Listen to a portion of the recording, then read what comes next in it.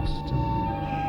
The Colonial Radio Theater on the air beckons you to listen in for another story of the ghosts, horror, and mysteries of New England. Sit back in the dark, light a candle, watch the unearthly shadows on the wall dance and flicker as they enact tonight's Candlelight Tale.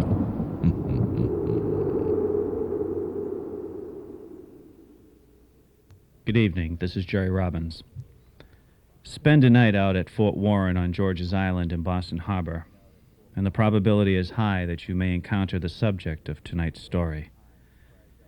She's a beautiful young lady, yet she cries out in remorseful wails of agonizing sadness. She walks the old parade grounds and ramparts, and the dark, cold hallways of the crumbling, ruinous interior. She stares out to the dark sea, and to the Boston skyline a mile away.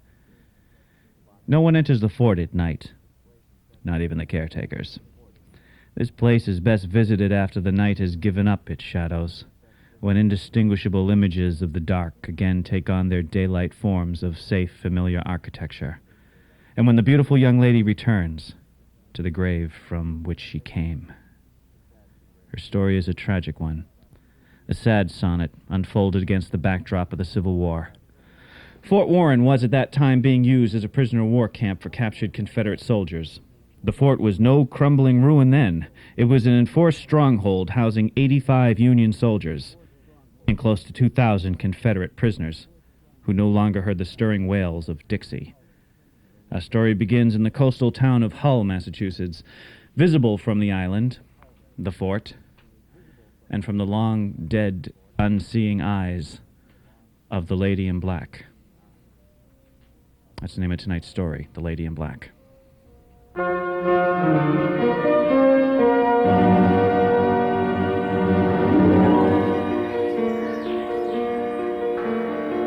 It was one of those fresh early spring days that we here in New England love the most, when the cold frost of winter has deserted the ground and lakes she has held captive, when the sun shines warm and bright, and the trees unveil small pink buds, waiting for the precise moment to burst open upon the branches and shade the streets and countrysides with rich hues of green.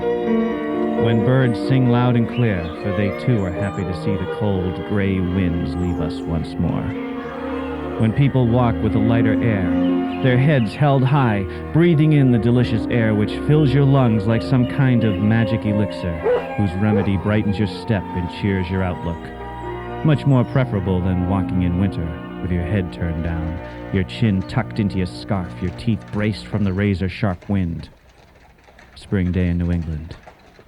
There's nothing like it.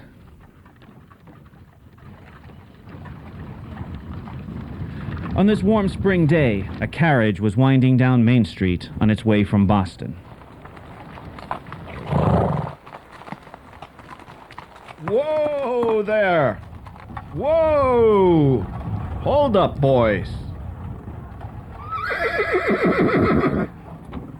Here you are, ma'am. Fitzgerald Boarding House. Climb down, Ephraim, and open the door for the lady. Here you are, ma'am. Thank you. My bags, please. Yep, just getting them now, ma'am. Here you go, Ephraim. I'll walk him inside for you, ma'am. Wonderful morning, ain't it? If you think so. Well, I suppose I do. Ephraim, we have to make Cohasset by 5.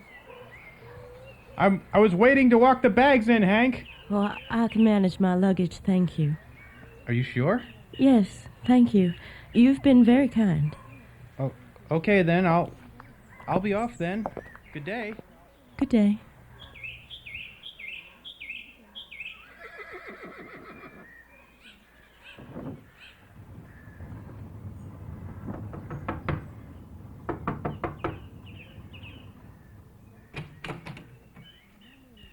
Yes? Oh. My name is Melanie Lanier. I wrote you about a room. Yes, of course. Come in, dear. Come in. Did you have a pleasant trip? As much as it could be, I suppose. I'm not used to traveling such long distances. Oh, I know what you mean. The train certainly speeds things up, though. I hear they travel 35 miles per hour. Yes, the world just flies by. I can't imagine anything moving that fast. It almost seems to go against nature. Could I see my room, please? Oh, to be sure. Come this way. Here you are all tired out, and me, John, no end. Oh, it's quite all right.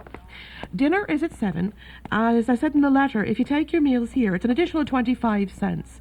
Tonight we're having chicken and dumplings. And I made a pecan pie. Oh, sounds wonderful. Here we are. It's one of my best rooms. Let me show you. I'll just pull up the shades and let some light in. See, there's a lovely view of the ocean. That's Boston Harbor over there. Oh? You can see the Harbor Islands. Yes, I see them. That one, see? Over there where I'm pointing.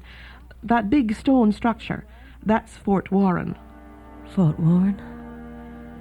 That's why you came, wasn't it? To be near your husband? Mrs. Lanier, they won't let you see him, you know. Far be it from me to interfere, but coming here may have only made things worse. To be so close, to see the object of that pain you feel. It looks lonely out there, surrounded by the ocean. Lonely, but not painful. Not painful. Hope. I feel hope. I hear they're treated well at Warren. I'm sure he's all right. Thank you. Mrs. Fitzgerald, Yes, my dear. your other guests, are they sympathetic to the cause as you are? No, I'm afraid not. My heavens, if they know I had cousins in the Confederate Army and no kith in the Union, I'm certain they'd all up and leave. My house would be branded one of a traitor. I don't see any point in letting on. There's none of their business anyway. Silly war. I just wish to get it over with so we can all go on with our lives. We all await that day, Mrs. Fitzgerald. Will I see you for supper? Yes, of course. 7? 7. Till then. Till then.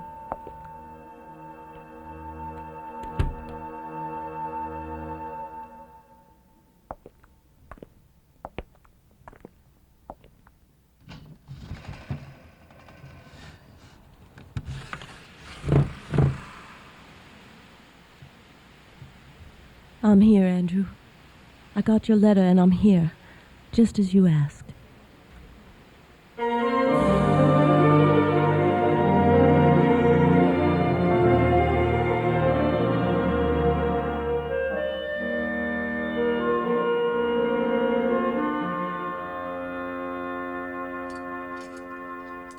So, where's this Southern Belle, Mrs. Fitzgerald? I didn't say she was a Southern belle, Mr. Hooper. I said she had a Southern-like accent, that's all. Southern-like? How can it be Southern-like? It's either Southern or it ain't. Be quiet, Dennis. She might hear you. I don't cotton to dining with a rebel. No pun intended. I don't mind when it's Fitzgerald's chicken and dumplings. Is she... Mrs. Fitzgerald, is she... What are you trying to say, Peter? I was wondering if... Yes, she's very pretty, Peter Lambert. Well, I'm certain that the young lady, Southern or not, will be in need of friendly faces. After all, she's all alone here. I think I hear her on the stairs. Good evening, Mrs. Fitzgerald. Good evening, my dear. So glad you could join us. Thank you. Allow me. Ha! You never pulled the chair out for me. No wonder. Look at you. Mrs. Lanier, may I introduce Mr. Hooper? How do you do? Mr. Dennis? How do you do? Mr. McKay? It's very nice to meet you, young lady. Sir, And this is Peter Lambert. Mr. Lambert, Hello, ma'am. it's very nice to meet all of you. Mr. Hooper, would you pass the chicken and dumplings down this way? Sure thing. Here they come. Down south.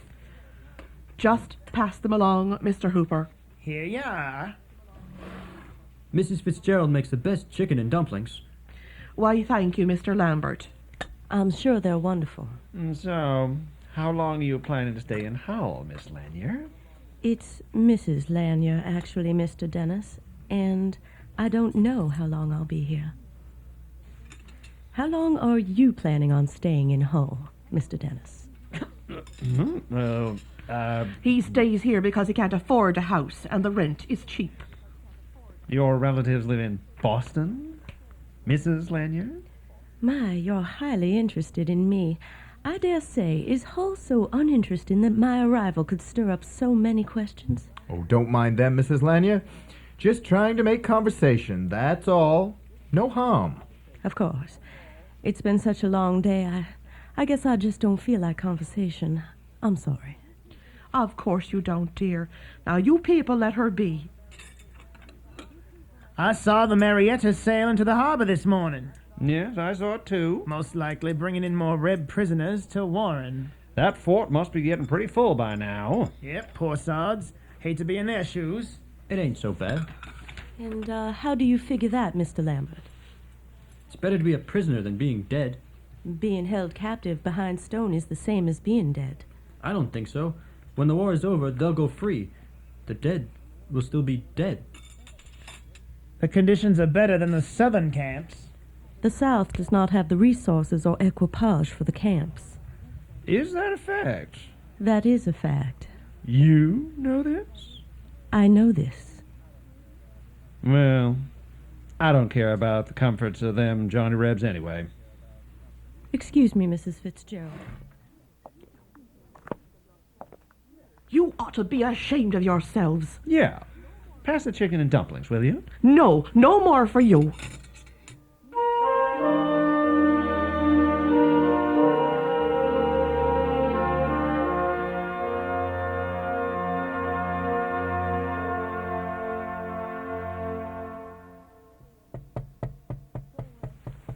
Please, go away. I don't want to talk. Please. Please, Melanie.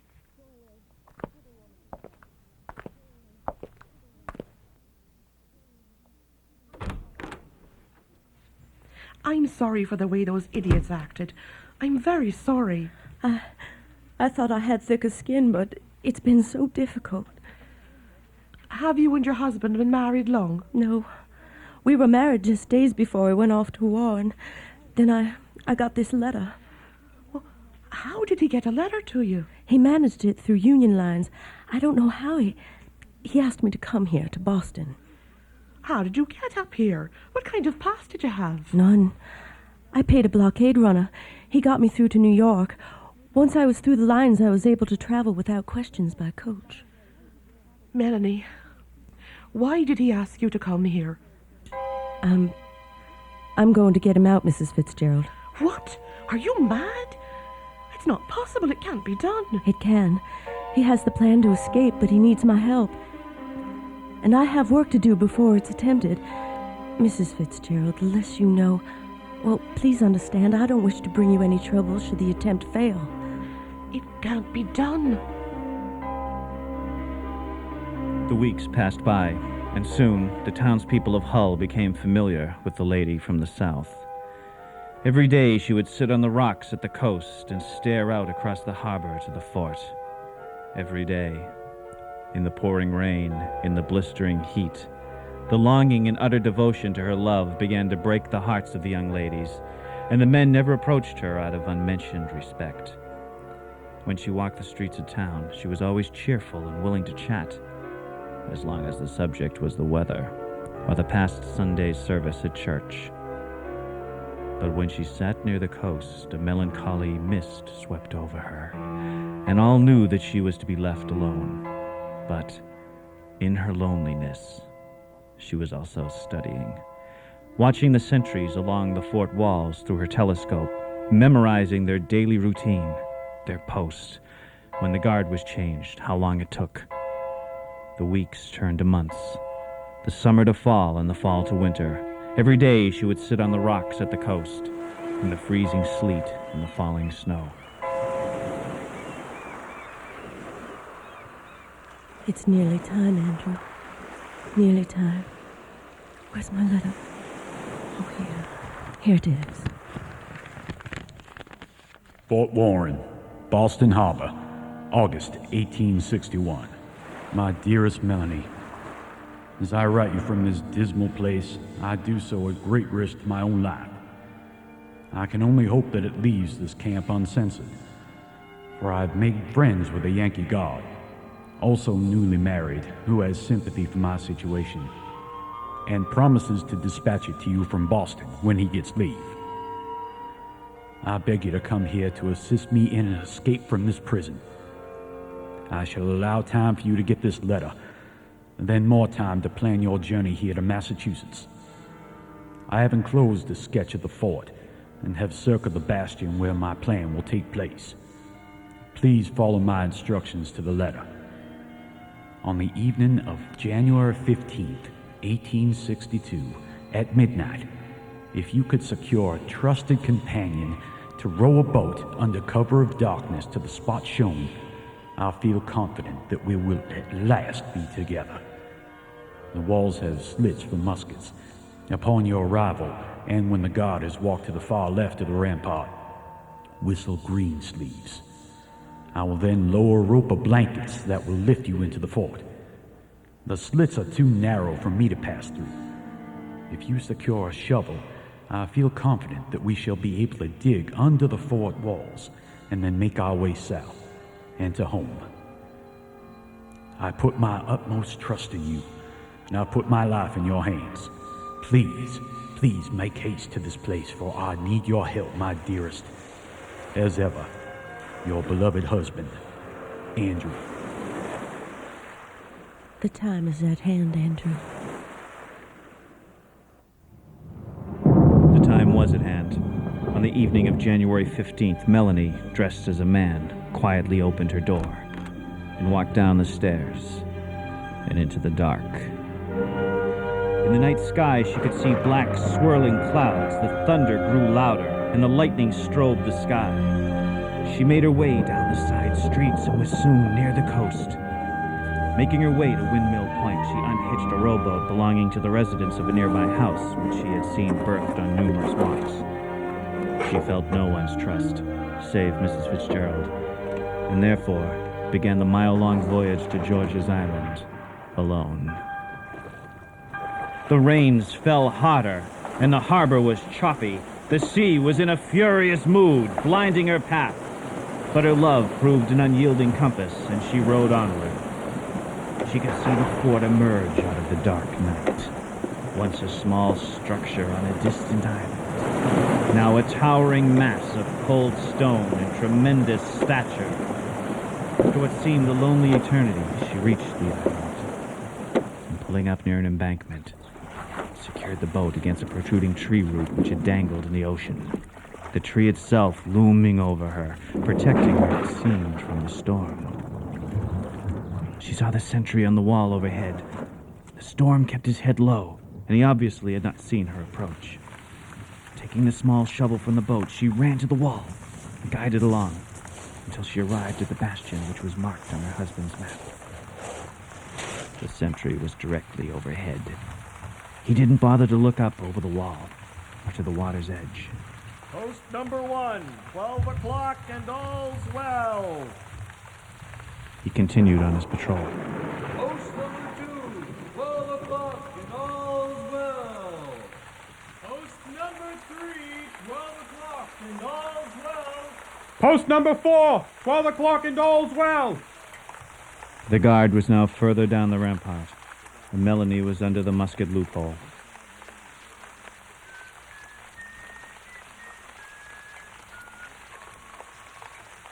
She wondered if the sound would carry to the sentry, but the rain gave perfect cover. She knew she had 6 minutes before he returned.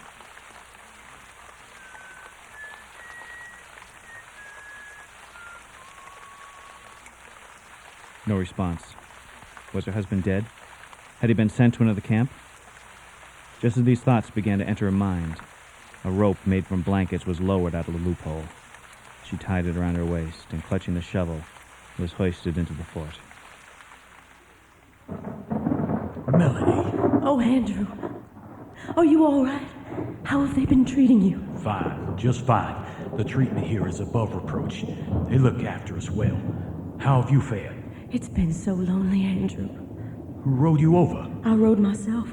I couldn't trust anyone. Yourself? In this storm? Oh, darling.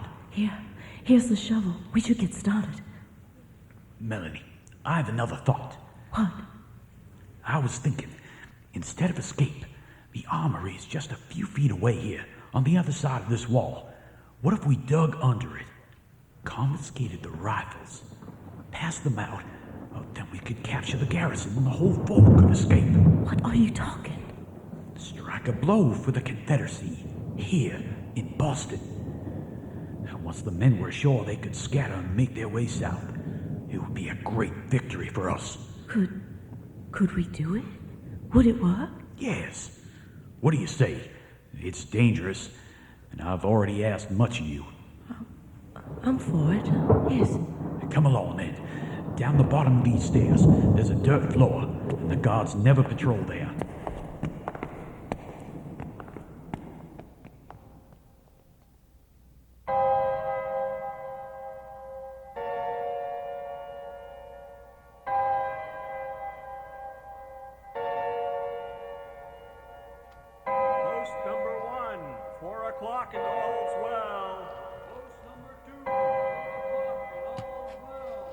Post number 3, 4 o'clock and...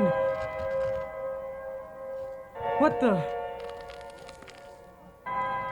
Corporal of the Guard! Post number 3! Corporal of the Guard! Post number 3! Post 3! Post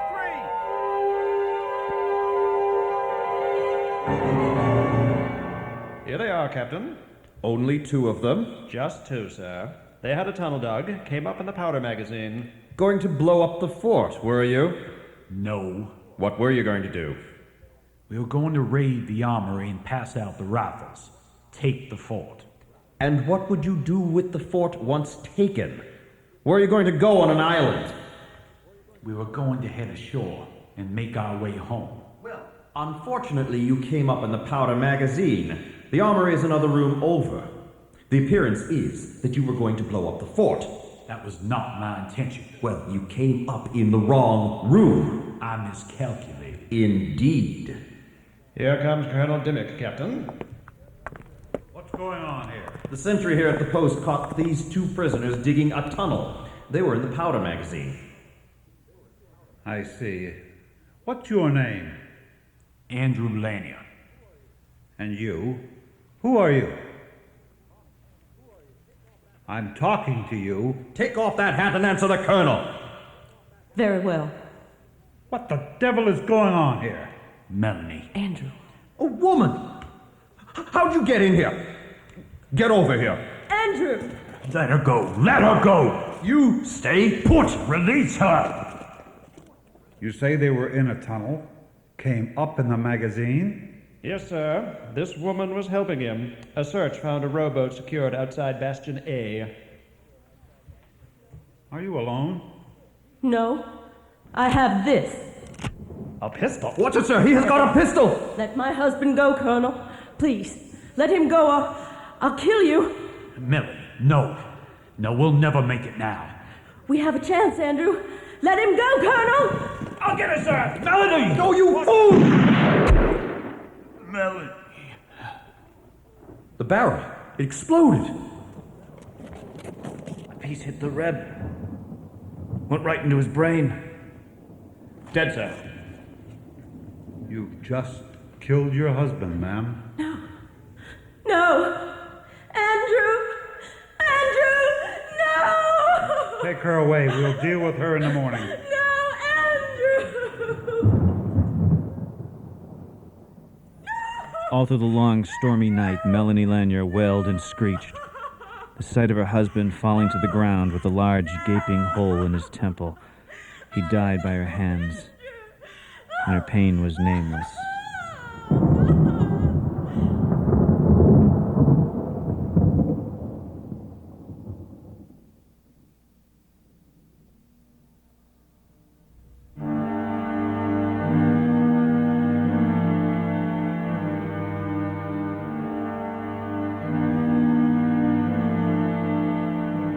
Andrew Lanier was buried in the cemetery on the fort grounds. Melanie was held for a week while Colonel Dimmick decided her fate.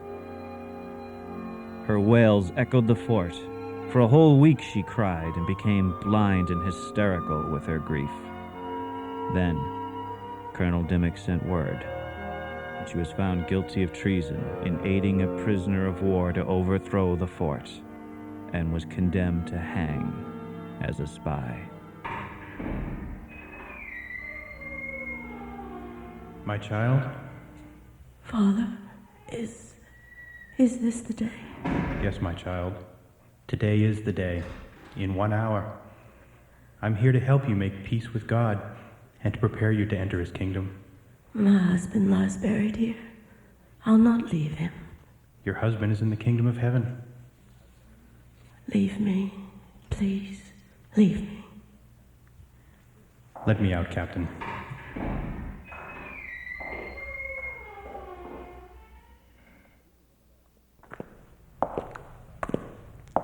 Do you have a last request, Mrs. Lanier?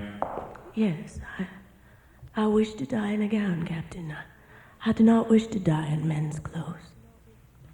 I'll see what I can do.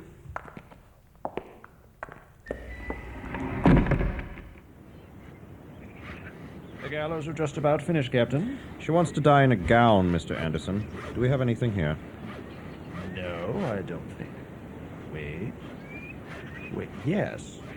There's a trunk filled with old clothes and dresses the men used in that comedy play they did last summer. I'm sure there'll be something in that. See to it. Melanie was granted her last wish. She was given a gown from the old trunk, a black gown. With the prisoners watching and the Union soldiers posted around the gallows, she was led from her room. Through the muddy parade ground, shivering from the freezing cold winds coming in from the sea, and headed towards the horrific sight of the gallows. Colonel Dimmick and the captain watched from the officers' quarters. Look how she walks. She doesn't see anyone. She doesn't see the gallows. She looks calm, almost pleasant. She's welcoming death. It's a pity she must hang. But under the circumstances, there was no alternative. She's walking up the stairs. Look, sir. She's refused the blindfold.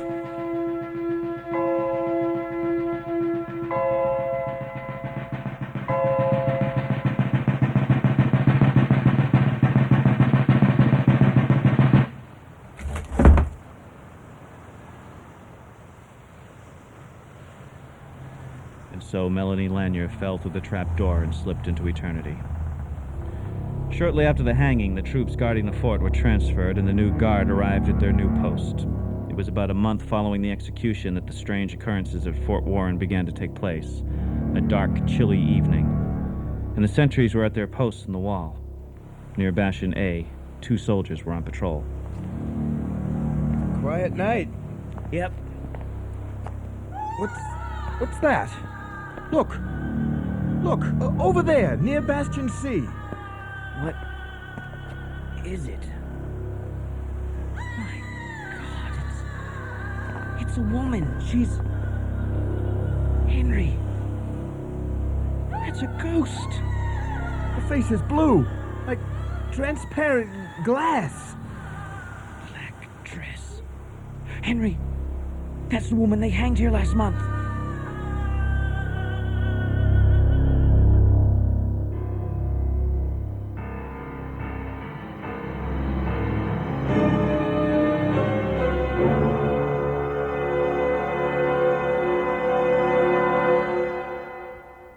Word quickly spread through the fort of the mysterious ghost. In the middle of the night, prisoners and guards alike could hear her hideous and terrifying cries from beyond the grave. Private Cassidy, aren't you supposed to take over the watch on Bastion A? Yes, Sergeant Smith. Just leaving now, sir. Sorry I'm late, Sergeant. It's all right. Just get up there. Darwell wants to get some sleep. Yes, sir. And Private? Yes, Sergeant. It's black as pitch out here. Watch out for the lady in black. Yes, Sergeant.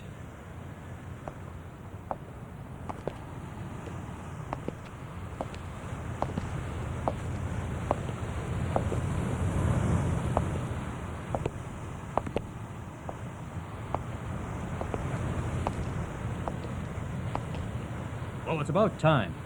Sorry, Darwell. The men were telling me about the lady in black. I lost track of time. And the sergeant talked about her. I ain't never seen her. Ghosts ain't real, kid.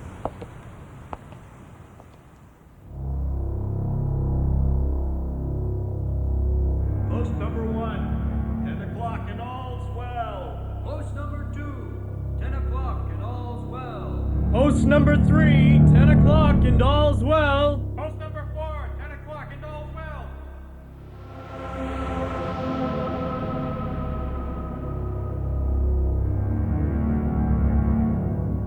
Post number 1, 12 o'clock and all's well. Post number 2, 12 o'clock and all's well. Post number 3, 12 o'clock and all's well.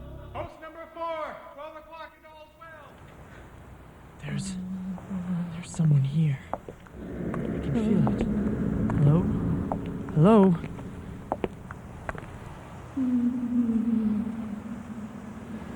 Who's that? Hello? Who's there? My imagination, that's who's there. My neck! Let go of my neck! Sergeant, help! Cassidy felt the cold hands that were choking him from behind. In the struggle, he managed to turn and face his attacker. No! He was face to face with the lady in black, her face a ghostly, transparent blue, shiny as a plate of china, her white eyes looking directly at him, and evil. The ghost's mouth open wide, but not moving as the screams pierced the night air, and the black dress suspended above the ground. The grasp became tighter. Then Cassidy broke free and ran to the guardhouse. Help! What's going on? Cassidy! Cassidy, why have you left your post? It's her! The lady in black. I saw her. She was choking me. Are you out of your mind? Why did you leave your post? She was choking me. It's the lady in black. Corporal, take this man to the guardhouse and get someone up at Bastionnet. Quickly!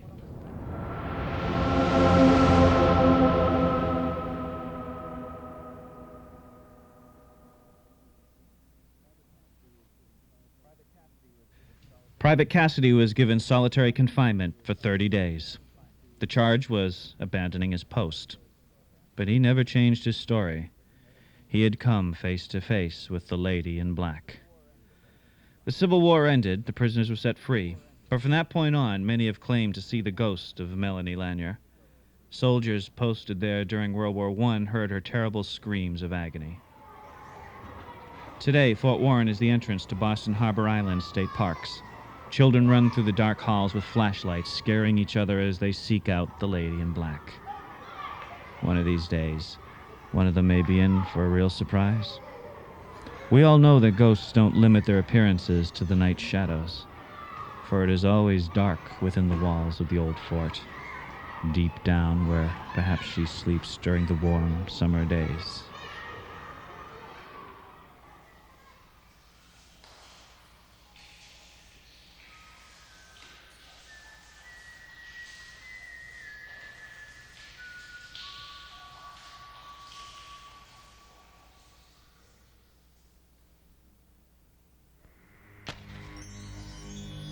Candlelight Tales. The Colonial Radio Theatre on the Air has presented another tale of the ghosts, horror, and mysteries of New England.